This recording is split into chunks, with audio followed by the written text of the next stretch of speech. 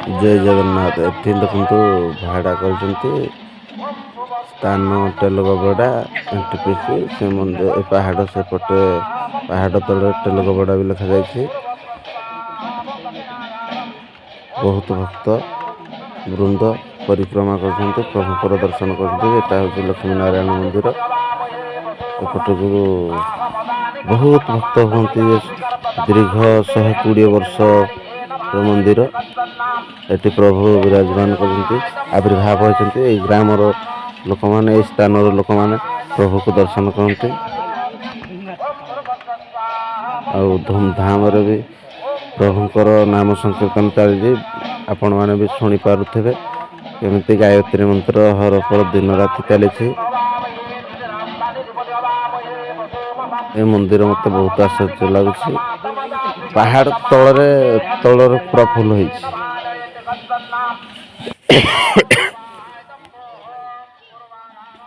ପେଟ ଗରମ ହେଇଯାଇଛି। ଏ ଦେଖନ୍ତୁ ତଳେ ନୌକା ଅଛି, ନୌକାରେ ବି ଆମେ ପାର ହେଇଛି। ନୌକାରେ ମୁଁ ବସି ନାହିଁ। ଏବେ ମୁଁ ଭାଡ଼ା ଉପରେ ଯିବି ଆପଣଙ୍କୁ ଦେଖାଇବା ପାଇଁ ମନ୍ଦିର। ଏଠି କ୍ୟାମେରା କରିବା ପାଇଁ ବହୁତ ଷ୍ଟ୍ରିକ୍ଟ।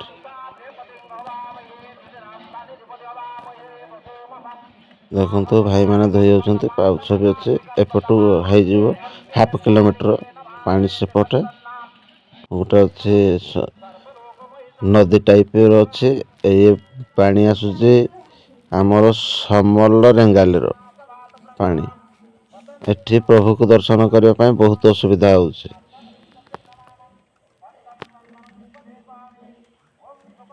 ହେଲେ ବି ସୁନ୍ଦର ଲାଗୁଛି।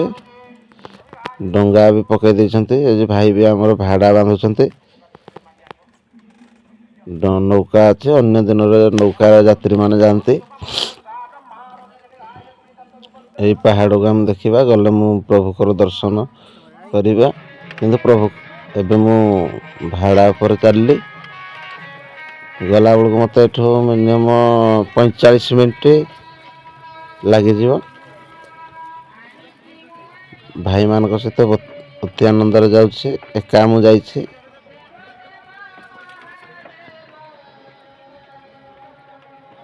ବହୁତ ସୁବିଧା ରହିଛି। ଭାଡ଼ାରେ ଗଲେ ମୋତେ ଭୟ ଲାଗୁଛି, କାଳେ କେତେବେଳେ ବି ଗଳି ଯାଇପାରେ ତଳକୁ।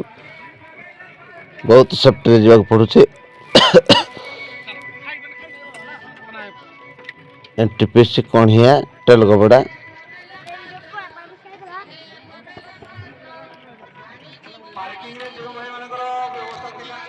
ଇଏ ପ୍ରଭୁ କହୁଛନ୍ତି, ଲୋକମାନେ କହୁଛନ୍ତି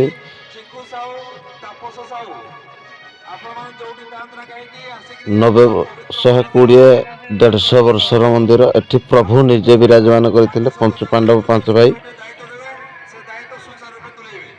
ପ୍ରଭୁକୁ ଦର୍ଶନ କରିବା ପାଇଁ ଆସିଥିଲେ।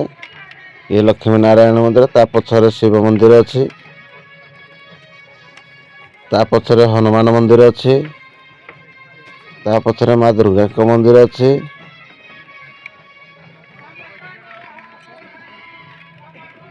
ଏଠି ବହୁତ ଭକ୍ତ ରୁଣ୍ଡ ହୁଅନ୍ତି। ଏପଟିକି ଦେଖନ୍ତୁ ପାହାଡ଼ କେମିତି ଲାଗିଛି, ସୁନ୍ଦର ଲାଗୁଛି। ମୋତେ ଏଇ ଜାଗାରୁ ଯିବା ପାଇଁ ଇଚ୍ଛା ଲାଗୁନି। ମୁଁ ଏ ଜାଗାକୁ ଯାଉଛି। ଏଠି ଭିଡ଼ିଓ କରିବା ବି ନିଷେଧ।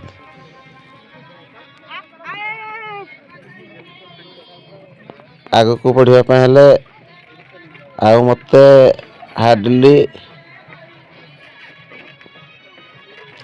20 ମିନିଟରୁ 15 ମିନିଟ୍ ଲାଗିବ।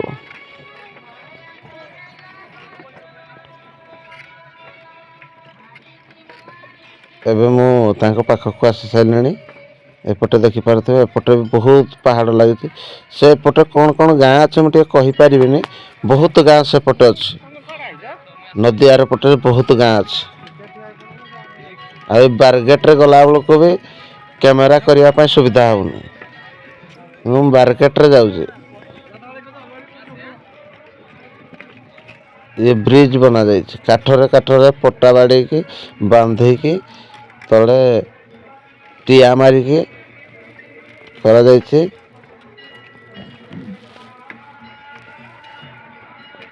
ଆଉ ମୁଁ 2-3 ମିନିଟ୍ ଭିତରେ ସେ ମନ୍ଦିରର, ଲକ୍ଷ୍ମୀ ନାରାୟଣ ମନ୍ଦିରର ମା ମାଟିରେ ପ୍ରବେଶ କରିବି।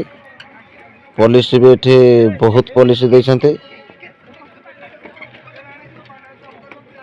ଆପଣ ଆସନ୍ତୁ ଏ ସ୍ଥାନକୁ ଦେଖିବେ।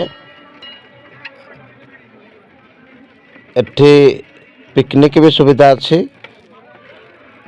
ପିକନିକ୍ ସାଙ୍ଗମାନଙ୍କୁ ଫ୍ୟାମିଲି ନେଇକି କରିପାରିବେ। କିନ୍ତୁ ସାଧା ହେଇପାରିବ, ଆମିଷ ଉପରେ ହେଇପାରିବ ନାହିଁ।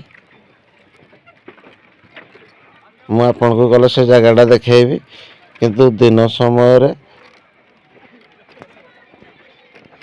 ଆସିଛି। ଏବେ ମୁଁ ସଙ୍ଗେ ସଙ୍ଗେ ବର୍ତ୍ତମାନ ଆଉ ଗୋଟେ ମିନିଟରେ ମା ମାଟିକି ମୁଁ ଦର୍ଶନ କରିବି। ତା ସ୍ଥାନରେ ମୁଁ ପାଦ ଦେବି।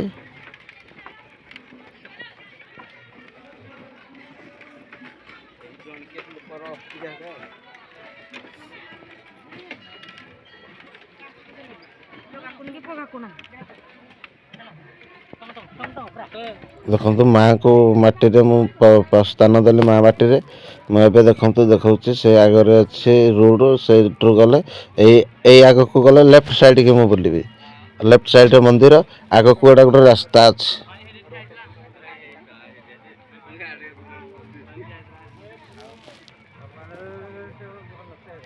ଦେଖନ୍ତୁ ବହୁତ ଭକ୍ତ ଚାରିପଟେ ବୁଲୁଛନ୍ତି ଭକ୍ତ। ଭୋଜି କରିବା ପାଇଁ ପ୍ଲେସ୍ ଭଲ ଅଛି। ପିକନିକ୍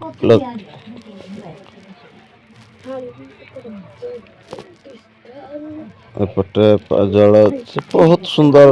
ମାନେ ମୋତେ ଏଇ ଜାଗାକୁ ଆସିଲେ ଇଚ୍ଛା ହଉନି ଯିବା ପାଇଁ। ଏ ରାଇଟ୍ ସାଇଡ଼୍କି ଆପଣଙ୍କୁ କହୁଥିଲି ଗୋଟେ ରାସ୍ତା ଅଛି, ସେପଟୁ ବି ଭକ୍ତ ବହୁତ ଆସୁଛନ୍ତି। କିନ୍ତୁ ଏପଟିକି ମୁଁ ଦେଖି ନାହିଁ ଏଇଟା କେଉଁ ଜାଗାକୁ ଯିବା ପାଇଁ। ଏ ଲେଫ୍ଟକୁ ରହିଲା ମନ୍ଦିର। ମୁଁ ଯୋଉପଟେ କ୍ୟାମେରା ବୁଲଉଛି ଏଇଟା ମନ୍ଦିର। ଏଇଟା ଗୋଟେ ଅଛି, ଗୁମ୍ଫା ଅଛି। ଏ ଯେଇଟା ଆମର ମନ୍ଦିର।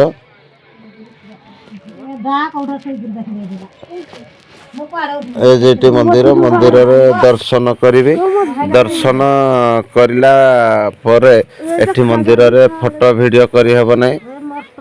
ଭିଡ଼ିଓ କରିହେବ ନାହିଁ। ଏ ଭିଡ଼ିଓ ପାଇଁ ଏଠି ମାନେ ଭିଡ଼ିଓ କରିବାକୁ ଦେଉନାହାନ୍ତି। ମୁଁ ବର୍ତ୍ତମାନ ଯାଉଛି। ମୁଁ ରାତିରେ କିଛି ଭିଡ଼ିଓ ଚୋରି କରିକିନି ମନ୍ଦିର ଟୋଟାଲ ଉଠାଇ ଆଣିଛି। ଦିନ ସମୟରେ ମୁଁ ଆପଣଙ୍କୁ ଅଳ୍ପ ଦେଖାଉଛି। ଏଠି ନାମ ସଂକୀର୍ତ୍ତନ ଚାଲିଥିଲା, ବନ୍ଦ ହେଇଯାଇଛି। ଭକ୍ତ ପ୍ରବଳ ହେଇଥିବାରୁ ଆପଣ କିଛି ସମୟରେ ବି ଶୁଣିପାରୁଥିବେ, ଦେଖିପାରୁଥିବେ। ଏବେ ବର୍ତ୍ତମାନ ବନ୍ଦ ହେଇଯିବ କ୍ୟାମେରା। ଏଠି ଆକୁ ଆଉ ପୋଲିସ ବାଲା ଛାଡ଼ୁନି। ମୋବାଇଲ ଆଉ ନେଇପାରିବନି ଭିତରକୁ। ମକର ସଂକ୍ରାନ୍ତି ଉପଲକ୍ଷେ ହାର୍ଦ୍ଦିକ ଅଭିନନ୍ଦନ।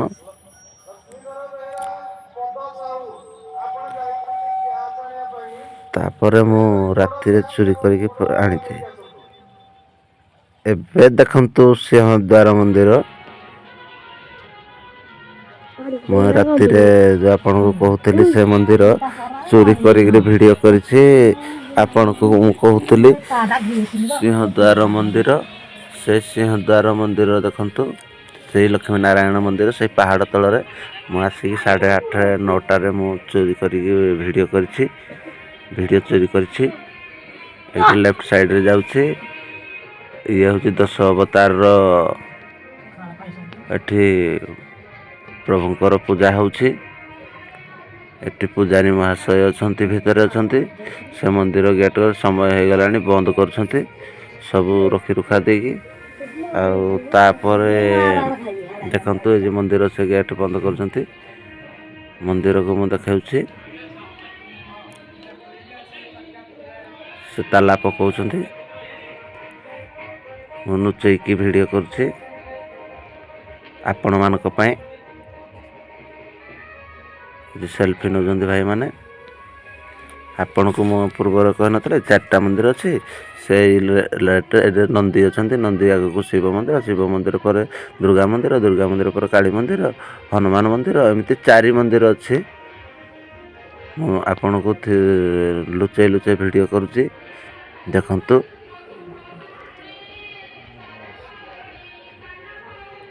ଏଇଠି ଗୁମ୍ଫା ଭିତରେ ପ୍ରଭୁ ଅଛନ୍ତି। ସେ ମନ୍ଦିର ଦୂରରେ ରହିଗଲା, ଲକ୍ଷ୍ମୀ ନାରାୟଣ ମନ୍ଦିର ମୁଁ କ୍ରସ୍ କରିକିନା ଆସିସାରିଛି। ଏପଟେ ଦେଖନ୍ତୁ ବହୁତ ଯାତ୍ରା ପ୍ରବେଶ ହେଉଛି। ଏଠି ଚାଲିଛି, ବହୁତ ପ୍ରୋଗ୍ରାମ କରୁଛନ୍ତି। ଏପଟିକି ଆସିଲି, ଦେଖନ୍ତୁ ଏ ଗୁମ୍ଫା ଭିତରେ ଗ୍ରିଲ୍ ଲାଗିଛି। ଏଇଠୁ ଗଲେ ପୁଣି ଆଗକୁ ଆହୁରି 3 ମନ୍ଦିର ଅଛି। ସେ ମନ୍ଦିର ଭିତରକୁ ମୋତେ ଭୟ ଲାଗୁଛି, ଆଡ଼କୁ ଆଉ ଯିବା ପାଇଁ ଇଚ୍ଛା ଲାଗୁନି। ମୁଇଁ ଏଇ ସ୍ଥାନରୁ ପୁଣି ରିଟର୍ଣ୍ଣ କରୁଛି। ତାକୁ ଆହୁରି 2ଟା ମନ୍ଦିର ଦେଖିପାରୁଥିବେ ସେ ଗଳି ଭିତରେ, ସେଇଠି ଗୋଟେ ମନ୍ଦିର, ଆହୁରି ତାକୁ 2ଟା ମନ୍ଦିର ଅଛି। ମୁଁ ପୁଣି ରିଟର୍ଣ୍ଣ ହେଲି ଶିବ ମନ୍ଦିରକୁ। ଶିବ ମନ୍ଦିରରୁ ରିଟର୍ଣ୍ଣ ହେଇ ପଳାଉଛି।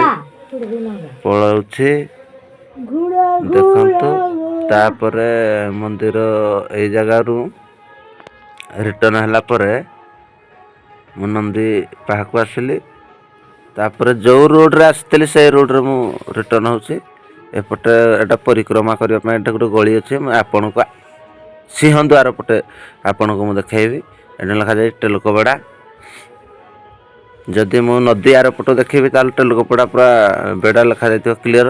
NTPC କଣିହା, ଏଠି ମନ୍ଦିର। ପୂଜାରୀ ମହାଶୟ ତାଲା ପକାଇକି ସେ ଗଲେ ଭାରି, ସେ ଭିତର ପଟିକି ପଳେଇଛନ୍ତି। ଏଇଟା ଅରୁଣ ସ୍ତମ୍ଭ, ତାଲା ପକାଇ ଦେଇଛନ୍ତି। ଏ ମନ୍ଦିର ଏଠିକି ଆସିଲେ ଆଖିର ପାତକ ଝରିଯିବ। ମୁଁ ଦିନ ସମୟରେ ଆସିଥିଲି, ବହୁତ ସୁନ୍ଦର ଲାଗିଲା ସେ ମନ୍ଦିର। ନୁଚାଇକି ଭିଡ଼ିଓ କରିଛି। ଏ ଭିଡ଼ିଓଟି ଫାଷ୍ଟରୁ ଲାଷ୍ଟ ପର୍ଯ୍ୟନ୍ତ ଶେଷ ଯାକେ ଦେଖିବେ, କିନ୍ତୁ କେହି କମେଣ୍ଟରେ ସେୟାର ଏମିତି କରିବେ। ଟେଲକୋପଡ଼ା ଲେଖାଯାଇଛି, ଏଠି ଇଂଲିଶରେ ଟେଲକୋପଡ଼ା ଲେଖାଯାଇଛି। ଟେଲକୋପଡ଼ା ଆପଣ ଦେଖନ୍ତୁ। ତାପରେ ମୁଁ ରିଟର୍ଣ୍ଣ ହେଉଛି। ମୋର ଏଇଠି ଚପଲ ହଳଟି ଚୋରି ହୋଇଯାଇଛି। ମୁଁ ଯେତେବେଳେ ଚପଲ ଛାଡ଼ିକି ଆସିଲି ଚୋରି ହୋଇଯାଇଛି। ମୁଁ ଚପଲ ବି ଦେଖିନି, ଚପଲ ଚୋରି ହୋଇଗଲା। ଚୋରି ହୋଇଗଲା ପରେ ମୁଁ ପୁଣି ଏଠୁ ରିଟର୍ଣ୍ଣ ହେଲି। ପୁଣି ସିଂହଦ୍ୱାର ଲେଫ୍ଟ ସାଇଡ଼୍ରେ ସିଂହଦ୍ୱାର ଅଛି। ସିଂହଦ୍ୱାରକୁ ମୁଁ କ୍ୟାମେରା ବୁଲାଉଛି। ସିଂହଦ୍ୱାରକୁ କ୍ୟାମେରା ବୁଲେଇ ଏଠି ଲେଖାଯାଇଛି ମଦ୍ୟପାନ ସେବକ ଏଇ ଜିନିଷ ହେଇପାରିବନି। ଏଇଠି ଗଳି ଗୋଟିଏ ଅଛି, ଏଇ ଗଳିରେ ଯାଉଛି, କିନ୍ତୁ ପୂଜାରୀ ମହାଶୟ ଅଛନ୍ତି। ମୁଁ ନୁଚାଇକି ଭିଡ଼ିଓ କରୁଛି ହେଲା। ମୁଁ ଏଠି ସମୟ ପାଇଲେ କ୍ୟାମେରା ବନ୍ଦ କରିଦେବି। ଜୟ ଜଗନ୍ନାଥ। ମୋତେ ଡାକୁଛନ୍ତି, ମୁଁ ଏଠି କ୍ୟାମେରା ବନ୍ଦ କରିଦେଉଛି। ଏଇଠୁ ଆଉ ମୋ ଭିଡ଼ିଓକୁ ସବସ୍କ୍ରାଇବ୍, ଲାଇକ୍, ସେୟାର କରିଦିଅନ୍ତୁ।